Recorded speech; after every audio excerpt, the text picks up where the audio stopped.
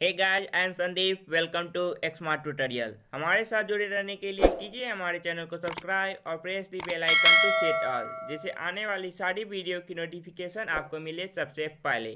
तो आज मैं आपके लिए फिर लेकर आया हूँ एक और स्पेशल और इंग्लिश ट्रांसलेशन का टिप्स और ट्रिक्स। तो किस तरह से आपको किसी भी हिंदी सेंटेंस को देखते ही इंग्लिश में ट्रांसलेट कर देना है, ये सारे टिप्स और ट्रिक्स है। और उसके लिए क्या रूल को फॉलो करना होगा, आप उसको कैसे पहचानिएगा, उसका आइडेंटिफिकेशन कैसे कीजिएगा, तो ये सारी चीज़ें मैं आपको इस वीडियो में बताने वाला हूँ। जिससे आपको क्या करना है कि सिर्फ ध्यान से देखना है और आपको उसके आइडेंटिफिकेशन और रूल को याद में रखना है कि आपको इस आइडेंटिफिकेशन आप पहचानते हैं तो आपको इस रूल को फॉलो करके बनाना होगा। तो चलिए आपको मैं बताता हूँ, तो आप बिना स्किप किए पूरे वीडियो को देखिएगा, जिससे आपको यह हमेशा याद रहे। यहाँ पर आपको सीखने को मिलता है इंग्लिश कन्वर्सेशन, मतलब आप कैसे एक दूसरे के साथ अंग्रेजी में बातचीत कीजिएगा, ये भी मैं आपको सिखाते रहता हूँ। और आप यहाँ पर सीखते हैं इंग्लिश ट्रांसलेशन, मतलब नए नए ट्रांसलेशन को सीखना। और आप यहाँ पर सीख सकते हैं इंग्लिश ग्रामर भी। और यहाँ पर आप जनरल नॉलेज भी पढ़ सकते हैं। और ये सारे चीज़ मैं आपके लिए लेकर आता हूँ सिर्फ और सिर्फ नए ट्रिक्स और टिप्स के साथ, जिससे आपको समझने में आसानी हो और आपका जो सारे डाउट है जो क्लियर हो जाए। तो चलिए आज क्या स्पेशल ट्रांसलेशन है मैं आपको बताता हूँ। यहाँ पर मैंने आपको कुछ एग्जांपल दिया हो, जैसे मैं पढ़ता ही तो हूँ, राम खेलता ही तो है। आप पढ़ते हैं, मैं पढ़ता हूँ, राम खेलता है, बच्चे पढ़ते हैं। ये सारे क्या आप देखें प्रेजेंट इंडेफिनिट का होता था, लेकिन यहाँ पर है मैं पढ़ता ही तो हूँ, राम खेलता ही तो है, बच्चे पढ़ते ही तो है, सीता काम करती ही तो है, मैं लिखता ही तो था, सोहन बैठा ही तो था। लेकिन क्या है, ये सारे हिंदी सेंटेंस है जो उससे कुछ डिफरेंट है। इस सेंटेंस को सुनने में क्या लग रहा है कि आप काम पर जोर दे रहे हैं। सोहन बैठा ही तो था, मतलब सोहन क्या बैठा हुआ है, ये सारी चीज़ पर क्या है जोर देकर बोला गया है। तो इस सेंटेंस को आपको इंग्लिश में ट्रांसलेशन कैसे करना है, इसको आप कैसे पहचानिएगा, किस रूल को फॉलो करके बनाना है, आप मैं ये सारे चीज़ें जो इसका बताने वाला हूँ। आप अगर इसे ट्रांसलेशन करना सीख जाते हैं तो आप इसे इंग्लिश में कन्वर्सेशन करके एक दूसरे के साथ बोल भी सकते हैं। तो चलिए मैं आपको इसका आइडेंटिफिकेशन और ट्रिक्स बता देता हूँ, तो बिना स्किप किए पूरे वीडियो को ध्यान से देखिएगा। यहाँ पर देखिए आइडेंटिफिकेशन, पहला तो आपको किसी भी हिंदी सेंटेंस को इंग्लिश में ट्रांसलेट करना है, तो पहला आपका काम होता है आपको पहचानना कि आप उस हिंदी सेंटेंस को पहचानते हैं कि नहीं। अगर आप उस हिंदी सेंटेंस को पहचान लेते हैं तो आपको याद करना है कि आपको उसमें किस रूल का फॉलो करना होगा।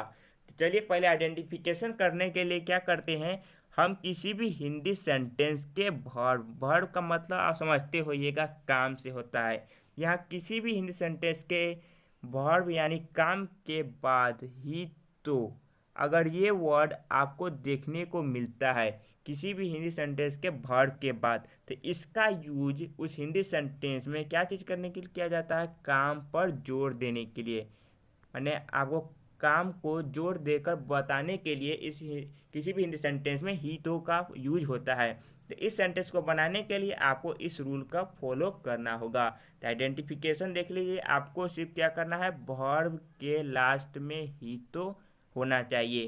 तो अगर ये दो चीज़ आपको मिल जाते हैं तो उसे बनाने के लिए आपको इस रूल को फॉलो करना है। किसी भी सेंटेंस हो, प्रेजेंट में हो, पास्ट में हो, कोई भी हो, तो उसके लिए आपको बनाने के लिए सबसे पहले सिंपली लिखना है सब्जेक्ट उस हिंदी सेंटेंस का। उसके बाद आपको सब्जेक्ट के अनुसार डू, डज या डिड, इस सारे में से कोई एक आपको लिखना है। उसके बाद जो आपका यहाँ पर जो आप देख रहे हैं वर्ब के बाद मतलब क्रिया है, काम है, उस काम को आपको यहाँ वर्ब के रूप में लिख देना है। और उसके बाद अगर कोई और चीज़ बचता है उसे आप अदर वर्ड के रूप में लिख सकते हैं। तो आपको सबसे पहले लिखना है सब्जेक्ट, उसके बाद डू, डज और डिड में से जो आपके सब्जेक्ट पे डिपेंड करेगा उसमें से कोई एक लिख दीजिएगा। उसके बाद आपको लिखना है वर्ब का पहला वन, माने वर्ब का पहला फॉर्म, और अदर वर्ड जो भी रहे आप उसे लिख सकते हैं। तो मैंने आपको यहाँ पर आइडेंटिफिकेशन और रूल बता दिया हूँ, तो आप इसको देखकर आसानी से आप उस हिंदी सेंटेंस को बना सकते हैं। आप उसमें मैं पढ़ता हूँ, वहाँ पर आप क्या है डू, डज या डिड का यूज नहीं करते थे, लेकिन यहाँ पर ही तो है, मतलब उस पर जोर दिया जा रहा है उस हिंदी सेंटेंस पे, इसीलिए हम यहाँ पर डू, डज और डिड का यूज करेंगे। तो चलिए अब मैं आपको इसके एग्जाम्पल के साथ बनाकर आपके जितने भी डाउट है जो मैं क्लियर कर दूंगा। तो यहाँ पर अगर आप हमारे चैनल पर नए हैं तो कर लीजिएगा हमारे चैनल को सब्सक्राइब, क्योंकि मैं आपको यहाँ पर बताता हूँ पूरे कॉन्सेप्ट के साथ, जिससे आपका जो भी डाउट है जो क्लियर हो जाए। तो चलिए एग्जाम्पल मैं आपको बताता हूँ। यहाँ पर मैंने आपको रूल भी दे दिया हूँ, जिससे आपको प्रॉब्लम नहीं, आपका जो कॉन्सेप्ट है जो क्लियर रहेगा। यहाँ पर देखिए राम गाता ही तो है, तो आपको पहले आइडेंटिफिकेशन करना है। आप देखिए वर्ब, वर्ब क्या है यहाँ पर, गाता। तो वर्ब के बाद आपको यहाँ पर क्या खोजना था, ही तो यहाँ पर देखिए क्या है, ही तो दिया हुआ है। तो दिया हुआ है वर्ब के बाद ही तो आपका आइडेंटिफिकेशन क्लियर हो गया। अब चलिए आपको रूल का फॉलो करना है। तो आपको रूल क्या मैंने यहाँ पर दिया हो, सबसे पहले लिखना है सब्जेक्ट। तो सब्जेक्ट क्या है यहाँ पर, राम। तो यहाँ पर हम लिख दिए राम। उसके बाद देखिए डू डज डिड में से कोई एक। तो ही तो है, मतलब है किस में है, प्रेजेंट में है। तो प्रेजेंट है इसीलिए आपको यहाँ पर सब्जेक्ट के अनुसार लग जाएगा डज। अब देखिए वर्ब का कौन सा फॉर्म, पहला फॉर्म। तो यहाँ पर वर्ब क्या है, गाना। तो इसका हो गया सिंग, तो हम लिख दें यहाँ पर सिंग। तो राम डज सिंग, आपने देखे इसे आप बना लिए हैं कि यहाँ पर राम डज सिंग। तो चलिए और एग्जांपल मैं आपको बताता हूँ। यहाँ पर देखिए मैं लिखता ही तो हूँ। तो यहाँ पर आपको फिर मैं आइडेंटिफिकेशन करके बताता हूँ। तो वर्ब देख खोजिए यहाँ पर कौन सा है, वर्ब क्या है, लिखता, मतलब लिखना वर्ब है, काम है यहाँ पर। उसके बाद क्या है आपको, ही तो। यहाँ पर आपको ही तो दिख गया। तो मैं लिखता ही तो हूँ, तो यहाँ पर प्रेजेंट में है और वर्ब के बाद ही तो है। तो आपका आइडेंटिफिकेशन जो क्लियर हो गया। तो चलिए अब मैं इसको बना के बताता हूँ। तो यहाँ पर देखिए सबसे पहले मेरा था सब्जेक्ट। सब्जेक्ट क्या है, मैं। तो मैं का मैंने लिख दिया आई। उसका डू डज डिड में से आई के साथ डू लगाएंगे, क्योंकि ये प्रेजेंट में है इसलिए हम लगाएंगे डूड।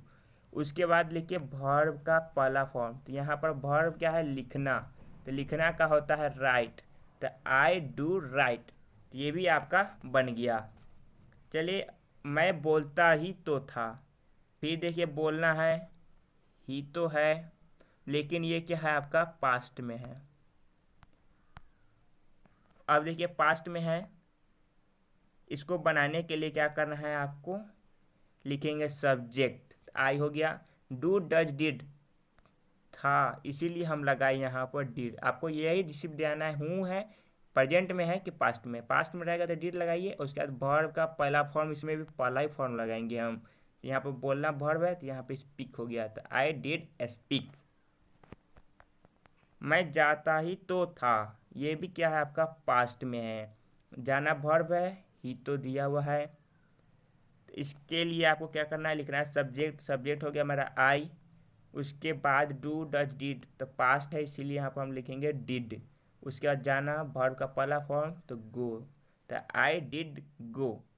तो इस तरह से आप क्या है इस हिंदी सेंटेंस को देखते ही इंग्लिश में ट्रांसलेट कर सकते हैं। तो यहाँ पर मैंने आपके लिए जो पहले एग्जांपल दिया था उसको क्या करना है, आपको खुद से सॉल्व कर लेना है।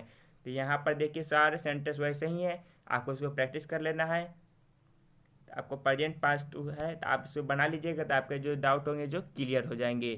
तो अगर आप हमारे चैनल को अभी तक नहीं किए सब्सक्राइब तो कर लीजिए सब्सक्राइब, और लाइक और शेयर करना मत भूलिएगा, क्योंकि मैं आपके लिए ऐसे ही लाता हूँ नए ट्रिक्स वाले वीडियो, जिससे आप किसी भी हिंदी सेंटेंस